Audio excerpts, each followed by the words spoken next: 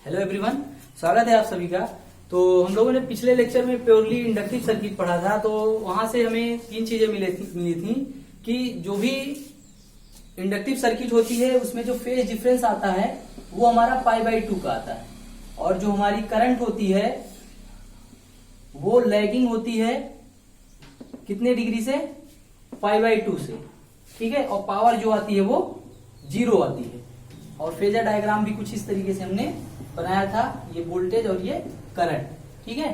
तो इसको और इसको हमें याद रखना है कि क्या क्या होता है।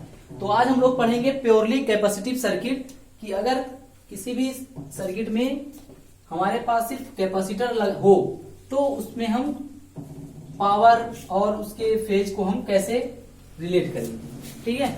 तो हम मान लेंगे कि एक ये कैपेसिटिव सर्किट है और उसमें एक ज्यावक्रीय voltage V equal to Vm sine omega t लगा है। तो मान लेंगे इसको let V equal to Vm sine omega t दिया गया है, ठीक है। और हम जानते हैं अब इसमें करंट निकालनी है कि कितनी करंट फ्लो होगी, I। तो I बराबर होता क्या है, C dV/dt। फॉर्मूला हमें पता है कि किसी भी कैपेसिटर में जो करंट फ्लो होती है वो होती है I equal to C dV/dt। C क्या होता है, इसका कैपेसिटेंस फैराड में।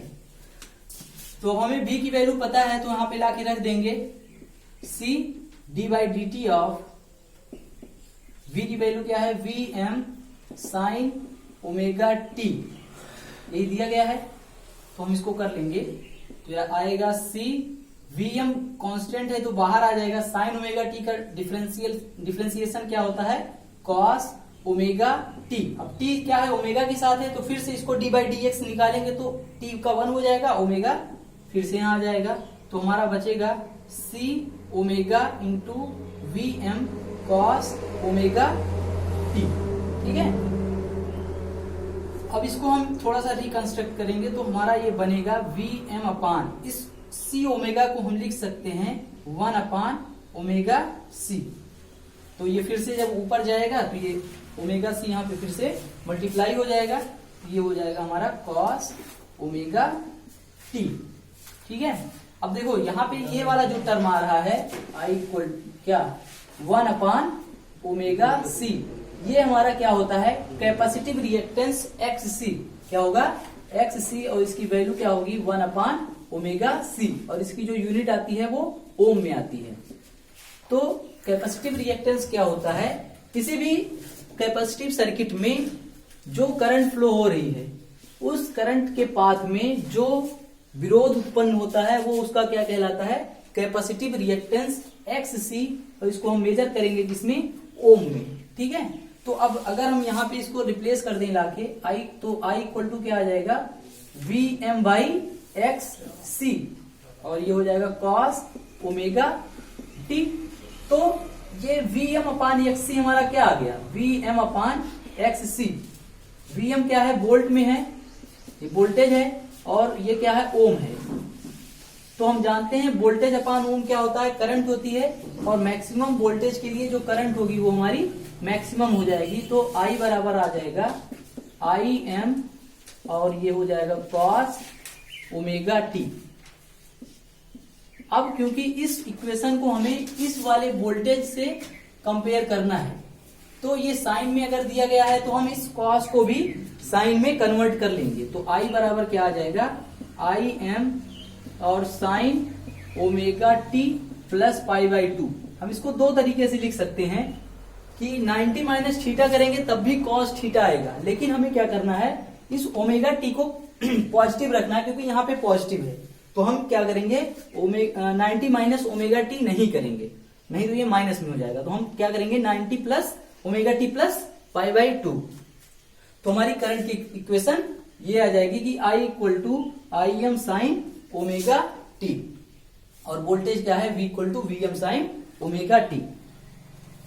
तो इसको हम लिख लेंगे,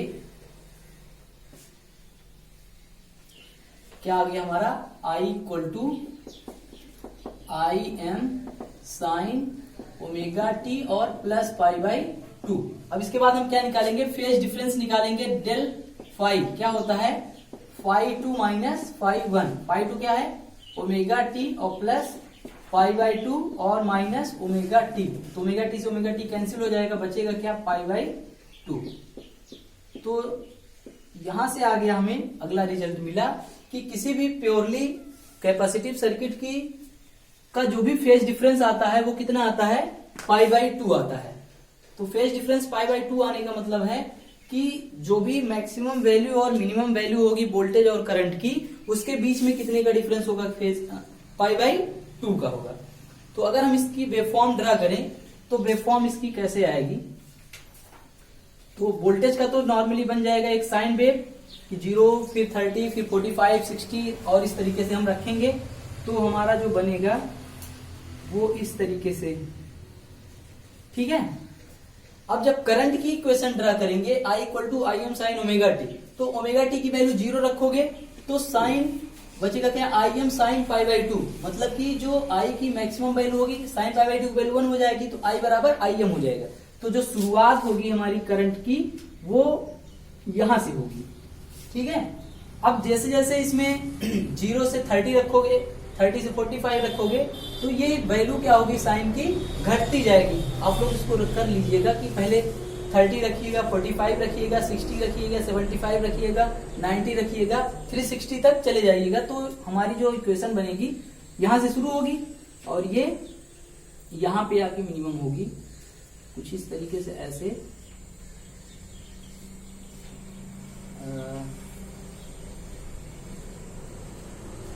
ये हमारी करंट की इक्वेशन बनी। तो इसमें देखो जब यहां पे ये है मिनिमम तो हमारी करंट क्या है मैक्सिमम है, और यहां पे जब वोल्टेज मैक्सिमम है तो करंट मिनिमम है ना।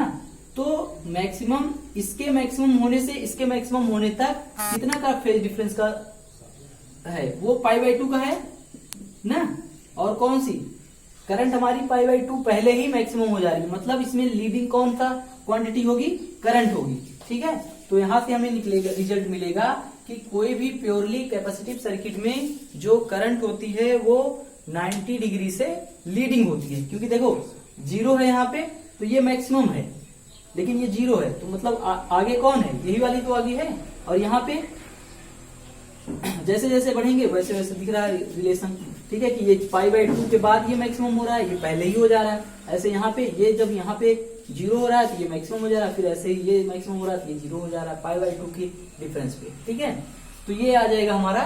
अगर हम इसका फेजर डायग्राम ड्रा करेंगे तो कैसे होगा कि वोल्टेज हमारा यहाँ पे एक्स एक्सिस पे मान लिया, अब फेज डिफरेंस क्या है प्लस पाई बाई टू, तो प्लस कोई भी एंगल प्लस में मेजर करते हैं हम कैसे एंटी क्लॉकवाइज, तो एंटी क्लॉकवाइज चलेंगे जब यहाँ से तो 90 डिग्री पे हमें मिलेगा।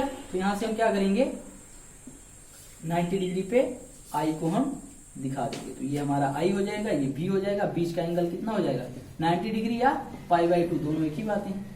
तो कैपेसिटिव सर्किट में जो करंट होगी वो लीड करेगी किस डिग्री से 90 डिग्री से, ठीक है। आगे हम लोग इसकी पावर निकालेंगे कि पावर क्या होती है। तो पावर क्या होती है P equal to V into I. तो वोल्टेज का भी इक्वेशन हमें पता है और करंट का भी इक्वेशन पता है, ला के रख देंगे P equal to V into I. तो V की वैल्यू क्या है V M sine omega t, और I की वैल्यू क्या है I M sine omega t और प्लस पाई बाई टू, ठीक है। तो इसको सॉल्व करेंगे तो क्या आएगा वी एम आई एम और ये होगा साइन ओमेगा टी। अब ये साइन 90 प्लस थीटा बराबर क्या होता है कॉस थीटा, तो यहां पे हम कॉस ओमेगा टी लिख सकते हैं। अब इसको सॉल्व करने के लिए हम क्या करते हैं V m I m by two और 2 से मल्टीप्लाई कर दें, यहाँ पे भी 2 साइन ओमेगा टी और यहाँ पे कॉस ओमेगा टी। तो 2 साइन ए साइन बी बराबर होता है साइन 2 थीटा, तो यहां से मिल जाएगा हमें V m I m by 2 और यहाँ पे बचेगा साइन 2 ओमेगा टी हो जाएगा। अब इसी को हम इंटीग्रेट कर देंगे, पावर निकल जाएगी हमारी P इक्वल टू क्या आ जाएगी V m I m by 2 और इंटीग्रेशन 0 से 2 पाई क्या कर देंगे sine 2 omega t, sine 2 omega t और इसको डिफ्रेंशिएट किसके डी ओमेगा टी के रिस्पेक्ट में। ठीक है, तो क्या आएगा Vm Im/2 sign 2 omega T का होता है माइनस कॉस 2 ओमेगा टी। क्या होगा, माइनस कॉस 2 ओमेगा टी, और ये 2 ओमेगा टी को नीचे लाके डिफ्रेंशिएट करते हैं तो यहाँ 2 बचेगा और लिमिट लगा देंगे 0 से 2 पाई।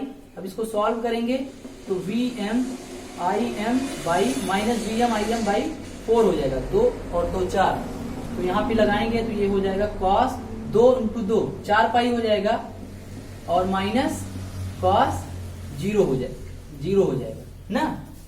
कॉस n पाई की वैल्यू क्या होती है, -1 टू द पावर n, क्या होता है कॉस n पाई बराबर होता है -1 टू द पावर n, ठीक है। और n की वैल्यू यहाँ पे कितनी है, 4 है, 4 पाई है, तो -1 to the power 4 equal to क्या आ जाएगा, प्लस में 1 आ जाएगा, और cos 0 की वैल्यू 1 होती है, तो पावर हमारी आ जाएगी -Vm Im/2 और ये 1 माइनस 1, तो 1 माइनस 1 इक्वल टू 0 हो जाएगा, तो पावर हमारी क्या आ जाएगी, 0 आ जाएगी, ठीक है।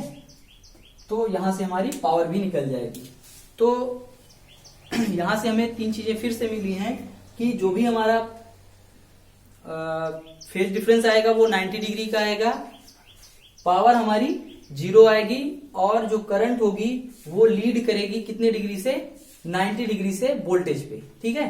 तो पावर हम यहाँ याद रखेंगे कि जो भी रिएक्टिव यूनिट होती है, कौन कौन सी 2 होती है, इंडक्टर और कैपेसिटर, उसमें हमेशा पावर की वैल्यू 0 आएगी। तो कोई भी एग्जाम में पूछ सकता है कि प्रूफ करिए कि कैपेसिटिव सर्किट या इंडक्टिव सर्किट की जो पावर होती है वो 0 होती है। तो हमें इसके वोल्टेज और करंट के इक्वेशन को याद रखना है दोनों फॉर्म में, कि अगर हमारा इंडक्टर होगा तो यहाँ ओमेगा टी माइनस π/2 होगा, और अगर कैपेसिटर होगा तो ओमेगा टी प्लस π/2 होगा।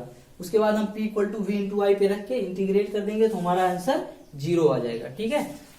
तो इन तीनों सर्किटों में इतना ही है। हम थोड़ा सा रिलेट कर के देख लेंगे कि तीनों चीजों में कौन लीड करती है और कौन लैग करता है।